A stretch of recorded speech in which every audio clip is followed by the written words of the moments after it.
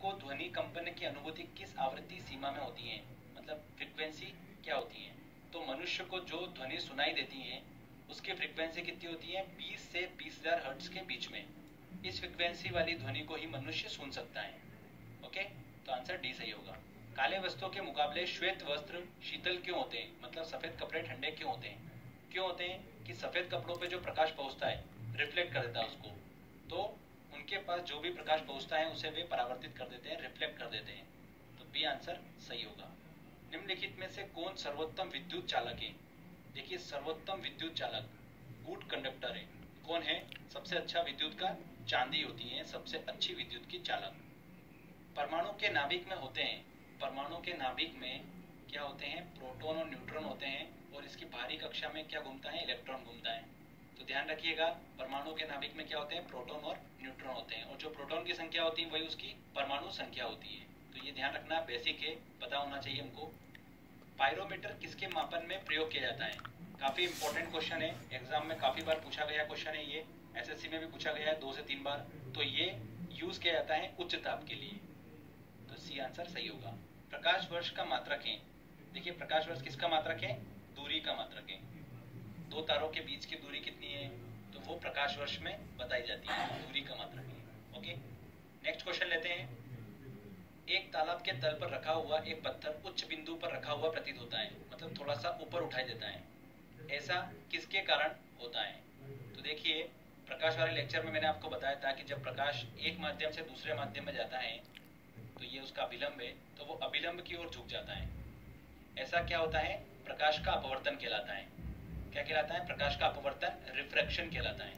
तो जब भी एग्जाम में ऐसा क्वेश्चन आता है कि कोई ऑब्जेक्ट है वो उसकी वास्तविक पोजीशन से थोड़ा सा ऊपर उठाई देता है, इस तरीके से कुछ भी क्वेश्चन आता है, तो फ्रेंड उसका आप आंसर लगाएंगे प्रकाश का अपवर्तन। ध्यान रखिएगा, प्रकाश का अपवर्तन उसका सही आंसर होगा रिफ्रैक्शन। तो डी आंसर सही होगा। प्रत्यावर्ती धारा को दिष्ट धारा में किसके द्वारा बदला जाता है। एसी करंट को डीसी में किसके द्वारा बदला जाता है, रेक्टिफायर के द्वारा। बहुत से लोग गलत करके आते हैं, ट्रांसफार्मर क्लिक कर देते हैं। ट्रांसफार्मर का काम ये नहीं होता है। ट्रांसफार्मर का काम क्या होता है, ये करता है एसी वोल्टेज को बढ़ाने घटाने का काम करता है, स्टेप अप स्टेप डाउन करने का काम करता है ट्रांसफार्मर। जबकि एसी को डीसी में कन्वर्ट करने का काम कौन करता है, रेक्टिफायर करता है। तो आंसर क्या होगा, बी आंसर बिल्कुल सही होगा। एक भारी नाभिक के हल्के नाभिक में टूटने की प्रक्रिया को क्या कहते हैं, नाभिकीय विखंडन कहते हैं। अगला क्वेश्चन लेते हैं। वायु में ध्वनि की चाल 332 मीटर पर सेकेंड होती है। यदि दाब बढ़ाकर दुगना कर दिया जाए तो ध्वनि की चाल होगी। देखिए, ध्वनि की जो चाल होती है वो दाब पे डिपेंड नहीं करती है। तो दाब चाहे बढ़ा लो, दुगना कर लो, तिगुना कर लो, ध्वनि की चाल वही की वही रहेगी। तो आंसर क्या होगा, 332 मीटर पर सेकेंड। क्रिकेट की गेंद को किस कोण से मारा जाना चाहिए ताकि वह अधिकतम दूरी तक जा सके। तो किस डिग्री पे मारना चाहिए, 45 डिग्री के एंगल पे मारना चाहिए, जिससे कि वो अधिकतम दूरी तक जा सकेगी। प्रकाश के चिकने पृष्ठ से टकराकर वापस लौटने की घटना को क्या कहते हैं, प्रकाश का परावर्तन कहते हैं, रिफ्लेक्शन कहते हैं। वायु की आर्द्रता को मापने के लिए कौन सा यंत्र प्रयोग में लाया जाता है, तो हाइग्रोमीटर यूज किया जाता है। काफी इंपॉर्टेंट क्वेश्चन है और एग्जाम में काफी बार पूछा गया है। हाइड्रोजन बम आधारित होता है, तो हाइड्रोजन बम जो है वो नाभिकीय संलयन पे आधारित होता है। देखिए, दो क्वेश्चन बहुत कंफ्यूज करेंगे आपको, हाइड्रोजन बम और परमाणु बम। हाइड्रोजन बम जो है वो नाभिकीय संलयन प्रक्रिया पर आधारित होता है, और परमाणु बम जो होता है वो नाभिकीय विखंडन पर आधारित होता है। तो इन ये क्वेश्चन, ध्वनि की तीव्रता मापने की इकाई है, तो डेसिबल है। अगला क्वेश्चन लेते हैं। सूर्य की ऊर्जा उत्पन्न होती है नाभिकीय संलयन द्वारा, ये हम काफी बार डिस्कस कर चुके हैं।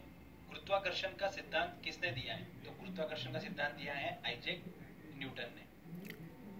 निकट दृष्टि दोष से पीड़ित व्यक्ति के चश्मे में प्रयोग किया जाता है, क्या यूज किया जाता है, अवतल लेंस यूज किया जाता है। कई कबार होते हैं ना कि हम जो है फैशन के रूप में भी ग्लासेस माने चश्मा लगाते हैं, तो कह रहा उसमें कौन से लेंस का इस्तेमाल होता है दोस्तों, या तो वो तो एक सामान्य लेंस होता है, ठीक है, उसमें 0 पावर होता है तो कोई दिक्कत नहीं होती है। लेकिन पढ़ने के लिए जो ग्लास का इस्तेमाल किया जाता है वो हमेशा उत्तल लेंस में होता है। इस बात को ध्यान रखिएगा। पढ़ने के लिए, पेपर वगैरह पढ़ने के लिए या कोई बुक वगैरह पढ़ने के लिए ज्यादा काम करते हो अगर कंप्यूटर वगैरह में भी, ठीक है, तो उन सब कामों के लिए आपको उत्तल लेंस का इस्तेमाल करना पड़ता है, ठीक है, उत्तल लेंस वाले ग्लासेस का इस्तेमाल करना पड़ता है। तो यहाँ पर बी वाला ऑप्शन आपका राइट हो जाएगा। अगला है खोज बत्ती सर्च लाइट में दर्पण जो प्रयुक्त होता है वह कौन सा होता है। दोस्तों खोज बत्ती क्या होती है पहले आप ये समझ जाइए। अक्सर आपने देखा होगा समुद्र के किनारे बड़ी बड़ी मीनारें बनी होती हैं और उस पर एक लाइट लगी होती है, ठीक है, वो लाइट ऐसे समुद्र में चारों तरफ घूमती रहती है, ठीक है, और ये देखती रहती है कि कोई जहाज उसकी तरफ तो नहीं आ रहा है। तो इसी को दोस्तों सर्च लाइट बोलते हैं। और ऐसा अक्सर कहाँ लगा होता है, जहां भी पोर्ट वगैरह होता है उसके नजदीक में ऐसा लगा होता है। तो याद रखिए जो लाइट होती है वो लाइट बड़े दूर तक जाती है।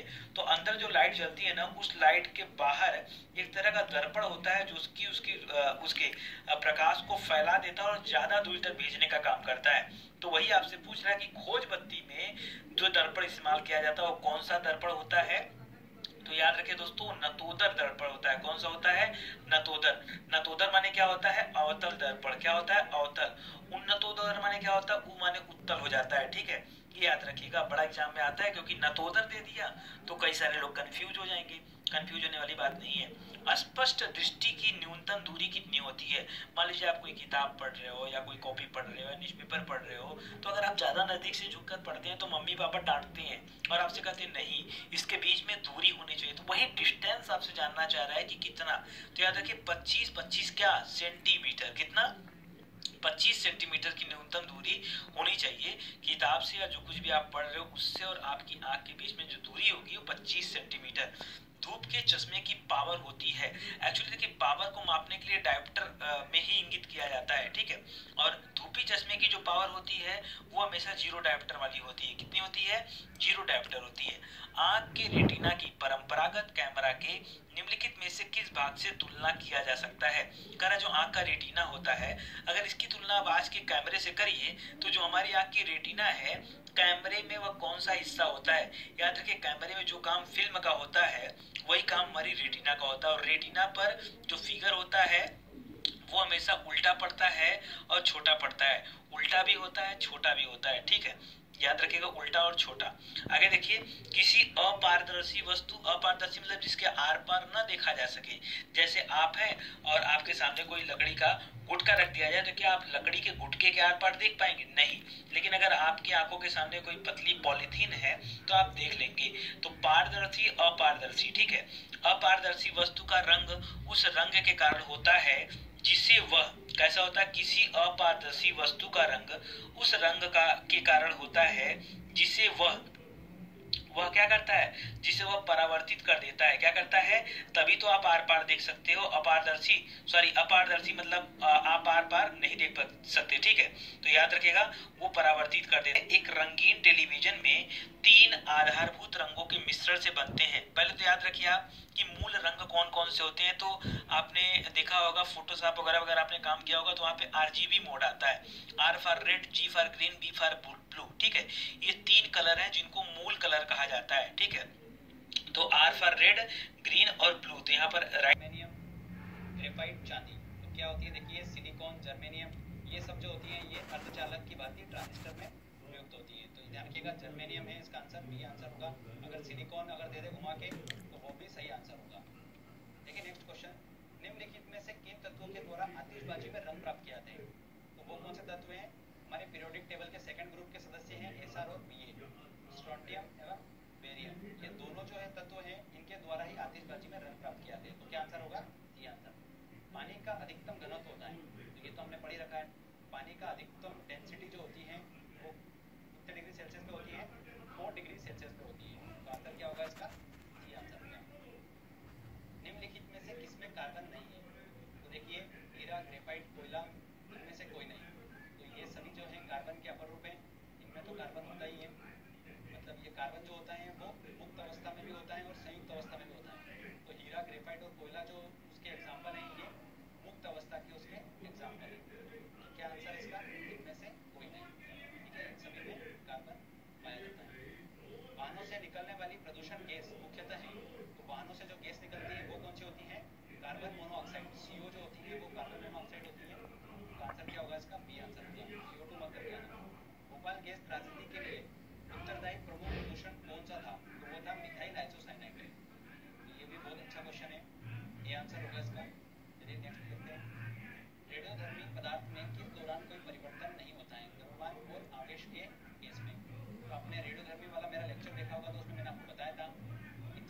पदार्थ से अल्फा कण निकलता है तो उसका द्रव्यमान जो होता है वो 4 की कमी आ जाती है और परमाणु संख्या में 2 की कमी आ जाती है। जबकि बीटा निकलता है तो परमाणु संख्या 1 से बढ़ जाती है और द्रव्यमान में कोई भी परिवर्तन नहीं होता है। और गामा में क्या होता है, ना द्रव्यमान में परिवर्तन होता है ना ही उसके एटॉमिक नंबर में परिवर्तन होता है। ठीक है, तो इसका आंसर क्या होगा, डी इसका सही आंसर होगा, मतलब गामा किरण।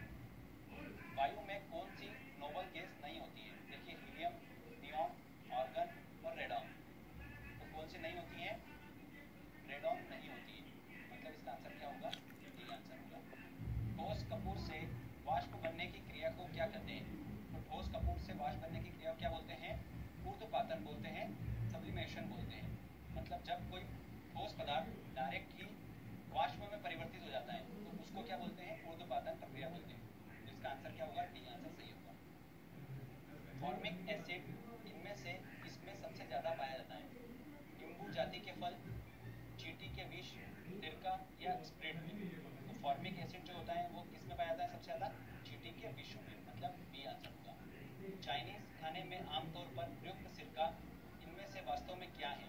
तो देखिए क्या है वो, एसिटिक एसिड है, मतलब इसका आंसर क्या होगा, डी आंसर। साइट्रिक एसिड मुक्त रूप से किसमें होता है? तो किसमें होता है? नींबू में साइट्रिक एसिड पाया जाता है। देखिए ये भी इंपॉर्टेंट क्वेश्चन है। फोटोग्राफी में कौन सा अम्ल प्रयोग किया जाता है? तो देखिए फोटोग्राफी में कौन सा अम्ल प्रयोग किया जाता है? फॉर्मिक अम्ल, ऑक्सैलिक अम्ल, बिल्कुल ऑक्सैलिक अम्ल यूज किया जाता है, पहले ही बता चुका हूं आपको मैं ये। ट्राइनाइट्रोटॉलुइन TNT ये क्या है? एक कीटाणुनाशक है, विस्फोटक है, ज्वलनाशक है, बिल्कुल विस्फोटक है, बी आंसर होगा। देखिए मैं आपको थोड़ा सा और बता देता हूँ, RDX हुआ, ये भी एक विस्फोटक है। TNG ट्राइनाइट्रोग्लिसरीन ये भी क्या है? एक विस्फोटक है। TNP ट्राइनाइट्रोफिनाइल ये भी क्या है? विस्फोटक है। तो ध्यान रखिएगा ये सारे बी कैटेगरी में आते हैं विस्फोटक की। तो इनसे भी क्वेश्चंस पूछे जा सकते हैं। TNP को एक अन्य नाम से भी जाना जाता है, पिक्रिक अम्ल।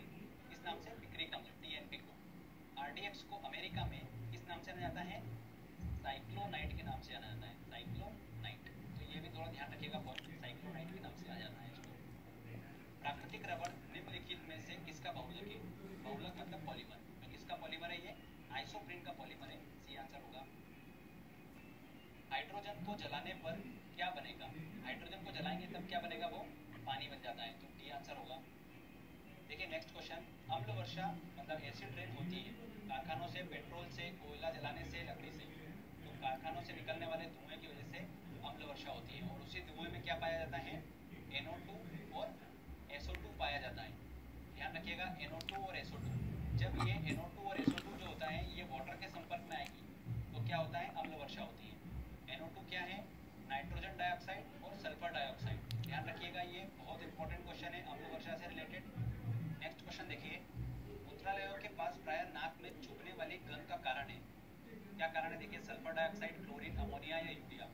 तो इसका आंसर है सी, अमोनिया। अमोनिया का फॉर्मूला क्या होता है? NH3। ध्यान रखिएगा ये रंगहीन होती है और तीक्ष्ण गंध होती है अमोनिया की।